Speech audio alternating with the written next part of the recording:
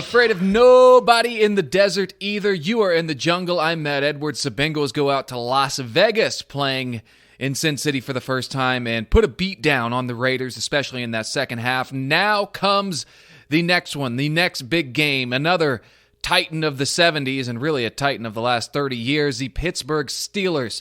Next on the docket for the Bengals, they will go, listen to this, they will go for their third straight win against the Steelers. Something they have not done since the 1990 season when they capped off 6 straight wins. It's been more than 11,000 days. To give that a little bit more context, the Bengals have won a playoff game more recently than they've won 3 straight games against Pittsburgh. They did sweep the regular season series back in 2009, but they have not put 3 straight together since they won 6 straight from 88 to 90. Big opportunity this week. You are in the jungle. I'm Matt Edwards. Don't remember if I've said that yet or not. We are just getting started. Bob Pompeani is my guest today. If you are here specifically or only for Bob, 1, I don't blame you. 2, he'll be in at about the 10, maybe 12-minute mark. Although I would appreciate if you just listen to me. Give me a shot. He's a legend. I get that. You want to hear him. I don't blame you. But give me a shot. If you're here from Pittsburgh, hear what I've got to say about the Bengals. Get to know your opponent. Bob will bring up the Tyler Boyd comments after the Bengals win in Week 3, which maybe is a bigger deal. I think a lot of people kind of forgot about that. Tyler Boyd said he said the Steelers quit, and really it kind of looked like they did, but we know now the Steelers certainly did not appreciate that comment.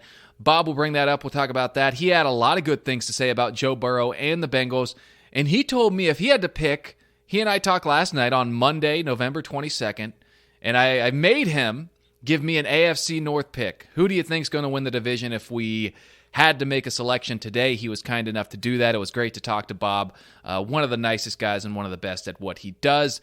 The other big news of the day on the Bengals front, it is looking more and more like the Bengals-Chargers game next Sunday will get flexed into Sunday Night Football. So that's going to feel good. The Bengals getting a little good feedback for how well they've played this year. But got to keep that going, otherwise it is all for naught. It's a tight race in the AFC and in the AFC North, where literally we're going into Thanksgiving and every team in the division still has a shot not only to make the playoffs, but to win the division.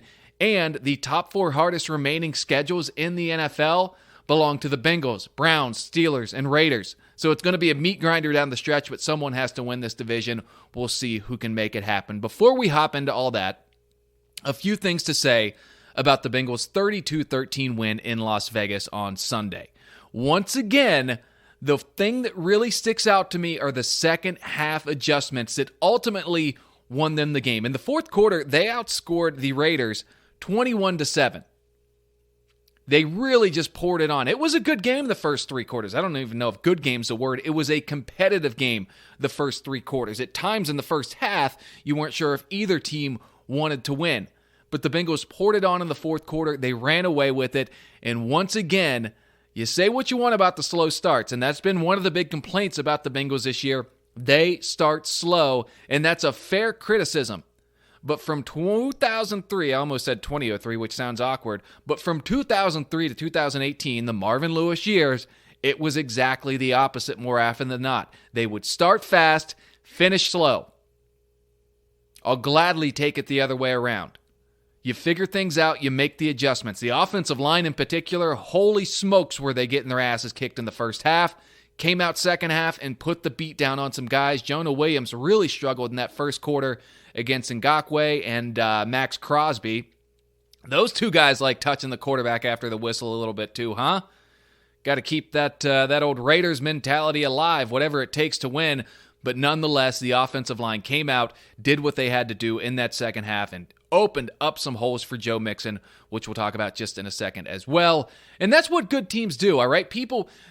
Everyone wants to argue about who gets the credit for the Bengals making these adjustments at halftime and getting on track and finishing games strong. I don't care. I don't know that as a fan you should care who gets the credit. Maybe it's Joe Burrow. Maybe it's Zach Taylor. Lou Anarumo, the defensive coordinator, certainly got back on track this week after some ugly performances against the Jets and Browns. whoever's doing it, I don't care if they've got a guy, maybe they're reading our Twitters during halftime. Whatever it is, they're figuring things out, coming out in the second half, and seemingly playing well, and that's what good teams do. They make adjustments in-game, figure out what the opponent is doing, and get wins. That wasn't a 32-13 game. One of my friends, Tim Mello, texted me afterward and said, wow, the Bengals really put a beat down. That wasn't the case for the first three quarters. They figured things out, and then, once that was the case, took advantage. Something else that stuck out to me, Joe Burrow on Sunday, he quietly threw for 148 yards. And I say quietly because I don't know that anyone really realized. If you would have told us going into that game, Joe Burrow is only going to throw for 148 yards, you would think it'd be a nail-biter. You wouldn't think the Bengals were going to win by 19 points. And again, that's what good teams do in November and December and hopefully January. You find multiple ways to win, and the Bengals were able to do that. Look, the Raiders have fallen on hard times, but let's not act like they're the Texans who got a win or the Jets who beat the Bengals.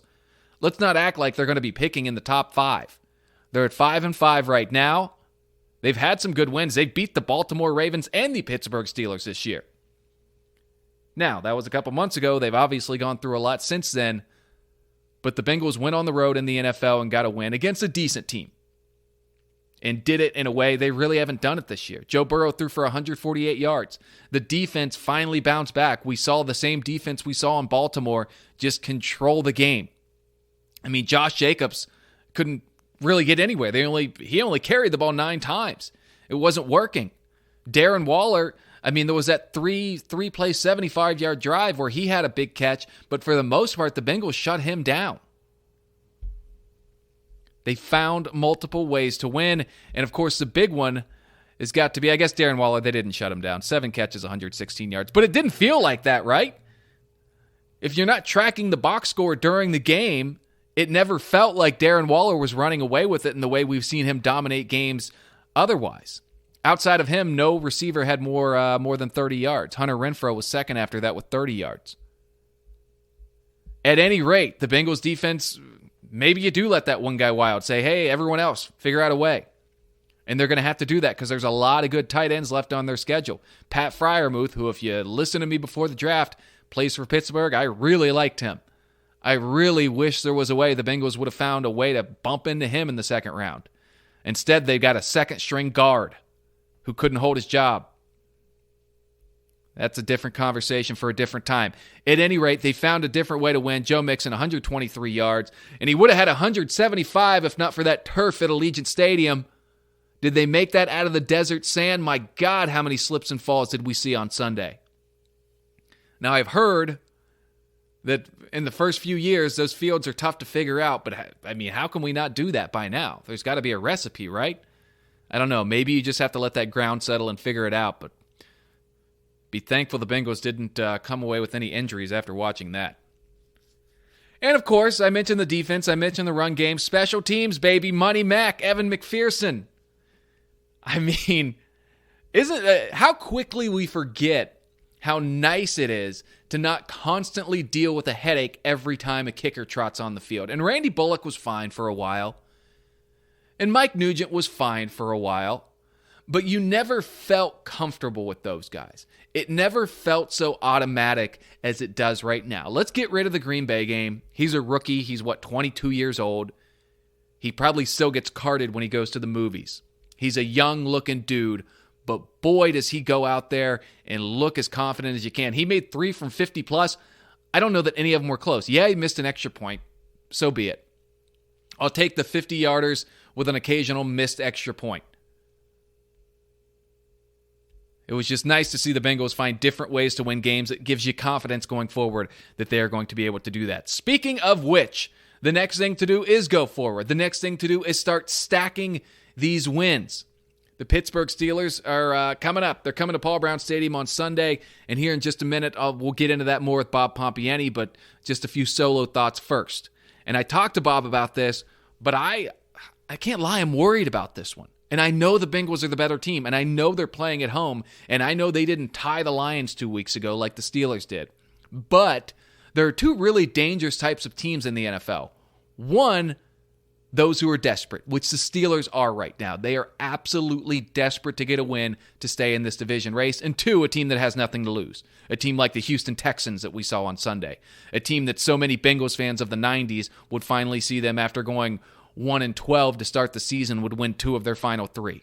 Those are the most dangerous types of team. The Steelers are obviously the former here. They are in a desperate situation where they have got to find a way to start winning some football games. And as I tell Bob here, I think 5 of their last 6 or 6 of their last 7, of course he knows it, are against playoff teams. They still have Baltimore twice. They still play the Vikings. They still play the Chiefs. I think they still play the Titans.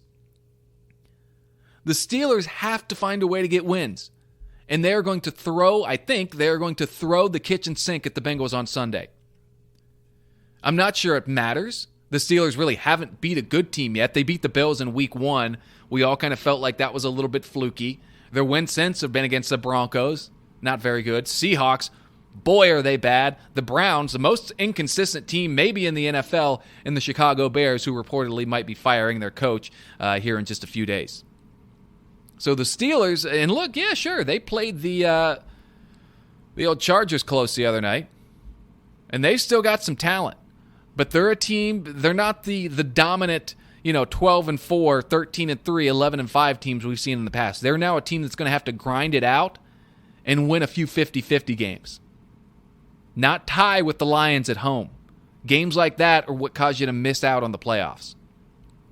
So I really think they're going to come to Cincinnati and throw everything they have at the Bengals. They're going to throw a haymaker, not the TJ Watt trying to force a fumble type, because I don't think he can get away with that anymore, but a, hey, here's our best stuff kind of shot. We don't even know if TJ Watt's going to play. Can the Bengals counter? Yes, absolutely, they can counter.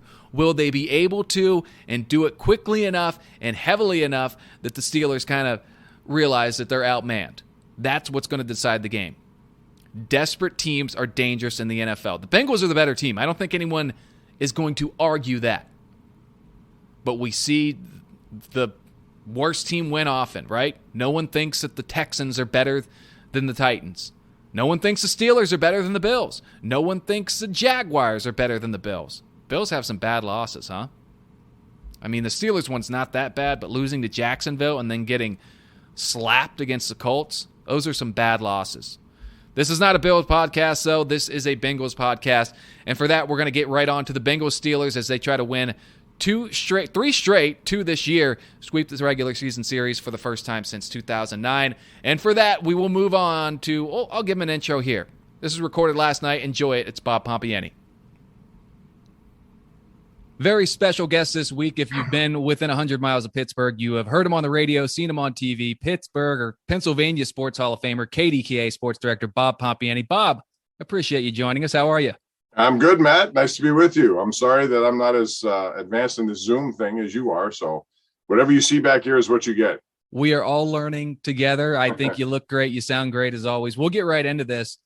The AFC is tight as it gets. The Steelers right there in the mix, but I'm looking at the standings right now. Like everyone in the AFC North, there's just no wiggle room. And then I looked at their schedule. 6 of their last 7 come against current playoff teams. From Cincinnati's perspective, I'm worried Mike Tomlin's going to come to Paul Brown Stadium and just throw the kitchen sink at the Bengals this weekend. Do you get that sense too? I mean, it feels like they have to win this one, right? Yeah, you'd think so. Last night would have been a big win for them against the Chargers. They had somehow gotten back in the game after being down 17. I thought they're going to steal one on a night they really didn't play all that well, but it didn't happen that way because they go 3-pace 75 yards. But, the one thing I'll say about the Steelers is they're going to be motivated because of Tyler Boyd. I truly believe that. I've talked to a lot of guys who have long memories when it comes to some of those comments, and the fact that he accused the Steelers of quitting in that previous game, I don't think went over well with a lot of them. Now, how much of that can you draw from? How much will it impact how they prepare or motivate themselves? That's a question that I don't know the answer to, but I do know that normally when they get themselves in this kind of situation, it's a rivalry game, and they've already lost once to them. So I would not be surprised if they put together a tremendous effort and win that game. But they're going to have to get some guys back, because what we saw last night was their backups on defense aren't good enough, even with schematic changes to stop a good quarterback. And Joe Burrow is a good quarterback, just like Justin Herbert tore him apart last night to the tune of almost 500 yards. It's almost like you have a background in producing sports rundowns. My next question was about Tyler Boyd, so we can skip right over that. The Pittsburgh kid giving him some extra motivation. We'll go to someone else. Ben Roethlisberger, 24-9 all time against the Bengals. I know some Bengals fans this week are saying, "Is the nightmare over? Is this the last time we have to deal with Big Ben in Cincinnati?" Is that still? I mean, it feels like that storyline's faded, but that's kind of one thing that I'm looking at this week. Is this the end? Is this the last time we ever see him come back to Southwest Ohio and torture the Bengals? Well, hopefully not this week, maybe not this week, but he's done it more often than not. Who knows? It's going to be a wild card game. I think this will be the last year. I get the feeling, this is just a gut sense that, this is going to be his last year in the NFL. I mean, he's put up a Hall of Fame career and he's gone through a lot of injuries and a lot of ups and downs. I don't know if he's willing to do it again next year. Now, he does have that competitive fire that burns. And we saw that this week when he was out all week and he wanted to get out there and they flew him out there and he played. I thought his best game of the year last night, even though it was a game plan that went against what I thought they would do against the team with the worst running defense in the NFL. Again, they threw the ball far more than they ran it. I knew they felt they had to score a lot of points to contain or to keep up with Justin Herbert. And maybe that was their thinking. But to me, they're better off running first, passing second, and use pass, play action to their advantage. They haven't really done that consistently. So, I think Ben Roethlisberger will be up for this game. He has a dominance in the state of Ohio, and I think he's really going to be up for it since it was the last time they met a loss. And I think they're going to want to try to avenge that loss. Yeah, we'll see. Well, tell me what they need to do that. Fill in the blanks for me here. What happens that creates a Steelers win, and what happens that sees them get swept by the Bengals? Well, first of all, I think they got to come up with a way to exotically do something different against Joe Burrow to get him out of his comfort zone. He like a lot of these young guys, has the mobility that makes it difficult to do sometimes because even a best laid plan, they could break it down. But for me, it starts with possessing the ball. I saw Cincinnati this week. They ran the ball an awful lot. I think 38 times against the Vegas Raiders. And that to me is something the Steelers should do. All good teams in the NFL can rely on a run game that can help them in many other ways. You see it in New England right now, even with a rookie running back they're relying on, a rookie quarterback. They've schematically come up with ways to be successful on the ground. And all the good teams that I think will be there at the end will have that they can draw on. I think they need to do more of that with Najee Harris. He went into the concussion protocol last night, Matt. I don't know how he's going to – he played again, so I'm not so sure what that is. But, he's taking a beating this year. But they still got to center their offense around that run game. It makes it easier on this offensive line, which is so young and so inexperienced. To ask them to do all these different things is a bit much. So I would concentrate that way. And I think ball possession, longer drives, that sort of thing would be the way they'd go about it. Yeah, Najee Harris has lived up to that first round hype. And as fun as those 50 to 40 games are in September and October, we're in late November. Running is usually what gets you in the playoffs down the stretch. You want to get in some rapid fire here real quick, and then Let's I'll let you get back to the fire. million things you have to do. All right, some football, some not here. We'll start here. Favorite Thanksgiving side dish? Oh, well, I can't go against mashed potatoes just because they're mashed. Throw a little garlic in there, a little butter, all this stuff that, things I don't need at my age. It's hard to lose weight. You're young. You wait till you see that you get a little longer down the road here. It's you want to not give up the things you love, and that includes wine and things of that nature. But you can't get rid of it all of a sudden now. No matter what I do. So. And you say that, you can see the wine bottles behind me, and I just had Chinese for dinner, so I'm not looking forward to that. Which quarterback should the Steelers be more worried about in these next 10 years, Lamar Jackson or Joe Burrow? I'll assume Baker Mayfield's no longer in this conversation. Yeah, I would agree with that. I would say the Steelers have had success against Lamar Jackson. They figured out a way to contain him and really to limit his movement, which is interesting because they didn't do that last night. Although I don't think they looked at Herbert as the same kind of player, but they just left so much available for him. He took it. He had no choice but to. I think Joe Burrow is going to be a better quarterback just because of his down the field accuracy, his down the field arm. I really appreciate what Lamar Jackson has done. But at some point you have to dial back how many times he handles the ball in run situations. I mean, I just think it's a recipe for a potential disaster for them. Yeah, kind of the same thing you talk about there with the as you get older, the food packs on easier and the hits pack on a lot harder for Lamar too. If Bob Pompeani were not a sports broadcaster, he would be a professional golfer. At least I try to be. I had it all figured out when I was younger. I was going to be Bobby Gregg because I thought people would mispronounce Pompeani. So I was going to do them a favor and get rid of that. I was going to be Bobby Gregg, the PGA star. That was my goal. I wish I could do that. Now that game is gone. I've had a couple of open heart surgeries, and Actually, that's how I got into sportscasting, Matt. I don't know if you know this, but when I was younger, I had rheumatic heart disease through strep throat, and I needed open heart, and I had a golf scholarship, and I couldn't take it. They had to cut my sternum open twice. So my father and mother said, well, you love sports, try to make a career of doing something else. And that's what led me to this. But right now, I'd be a maitre d'. In fact, when I retire from this one day, that's what I'm going to be. I think I'd be a damn good maitre d'. Well, I'll tell you, I did not know that story, but I do appreciate that. And I'm sure the sports fans of Pittsburgh are all glad that they get to watch you on TV every night and hear you. And like I said at the beginning, see you, hear you everywhere. You're one of the best at it. Favorite Christmas movie? What are you going to be binging next month? Christmas Vacation, I mean, that to me, there's a lot of good ones, but that's my favorite. I just love the Griswold Christmases. It doesn't get any better than that. You and everyone else. 3 more. If the Steelers could borrow any opposing AFC North player for the rest of the season to make a playoff push, who would you want them to take? Myles Garrett, to add to a defensive linebacking core that could be really good with him, Highsmith and Watt. Current pet peeve. Current pet peeve. Geez, that's a good one. I didn't expect that. So let me think 1 second. Current pet peeve would be... You're such a laid-back, easy-going guy. I can see. Yeah, nothing really bothers me too much. The only thing I'll say is that people who speed on, 376 here or in an effort to get ahead, and they end up ultimately going nowhere because there's somebody else blocking them in. And, it's kind of reckless. I don't like that kind of stuff. I think people need to be more cautious driving. 1,000%. And finally, who ultimately wins the AFC North this year? That's a hard one, Matt. I mean, I could make a case that all of those teams could win it and all of those teams can finish in last place. So who knows? It comes down to this week. We're starting the battles within the division, and I think they're going to be great to watch. Cleveland and Baltimore, and then Pittsburgh and Cincinnati, and there are going to be a lot of these head-to-head games. That's what it's all going to come down to. I'd say right now, Baltimore's been good about escaping danger, and I really think they should have had about 3 more losses, like a lot of people do, but give them credit. They've won games. That's the kind of game they would have won last night. The Steelers lost it. Out of nowhere, you steal one where you never expected.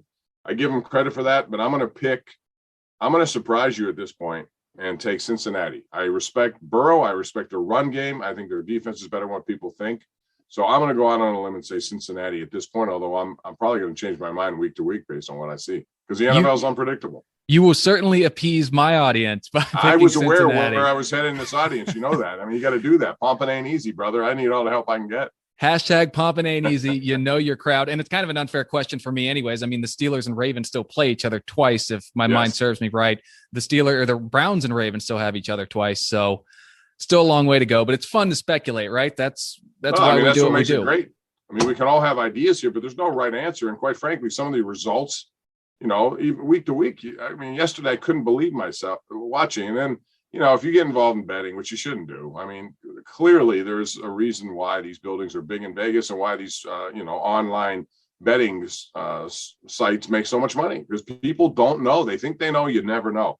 And I thought I had a good bet yesterday, taking Buffalo at home after they had shaken off some, Indianapolis, but they couldn't contain Taylor. I never expected a rout. I never expected Tennessee to look that bad, but, Ryan Tannehill, now the focus is on him. And that's a big difference. When Derrick Henry was in the game, even when he never touched the ball, he influenced everybody going to him, which made life a little easier for Ryan Tannehill. And yesterday, 4 picks. So go figure.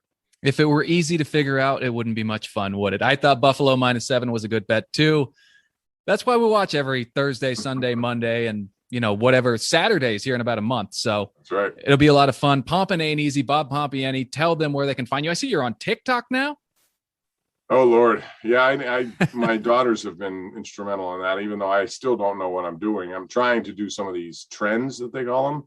And I like to dance, Matt, I do. I think I can hold my own on the dance floor, but so you may see more of those for what reason, I don't know. But I'm just going to do it and see what happens. Yeah. I mean, TikTok. Oh my. As long as you're having fun and no one's getting hurt, keep doing it. I appreciate you coming on with me. I always tell people in broadcasting, whenever you get brought up, when I was a young whippersnapper in Erie, Pennsylvania, you still treated me like Bob Costas, and I appreciate it to this day. It's great to talk to you. I'm amazed at how you're a good worker. You work hard, you grind, and proud of watching what you're doing. So keep it up. Thank you very much, sir. You and the family. Necessary steps to stardom, and that's what you should be doing. There we go. Have a great holiday. It was good talking to you. Yeah, you too. I appreciate it. Enjoy yourself. Your turkey. We'll do our best, and your mashed potatoes, of course. Well, there's a lot of other stuff there too. My wife starts with wedding soup. Not many turkey dinners begin with homemade wedding soup, but she really makes a good homemade wedding soup. My in-laws do that on Christmas. Underrated soup. Oh, it's terrific. I like all soups. I can have soup every day of the year. I'm a soup guy myself. Listen, I'll let you get back to work. I could talk to you for the rest of the night, but I know you got stuff to do. Appreciate it, Matt. Take care, Bob. All right, you too.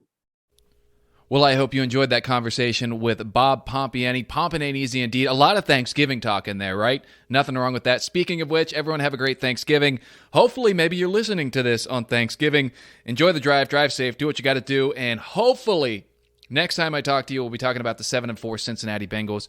We will see. As Bob and I just talked about, that's why we watch the games. As Herm Edwards would say, that's why you play the game, to win the game. Happy Thanksgiving, everyone. If you like the podcast, give it a rating, give it a subscription, send it to your friend. You could give this podcast to someone as a holiday gift. Tell them you had to pay me or do whatever you want to do. Appreciate everyone tuning in. As always, you can follow me on Twitter at Matt Edwards. Tell me there what you think of the podcast, where I was right, where I was wrong, and we will see you back here. You have been listening to In the Jungle.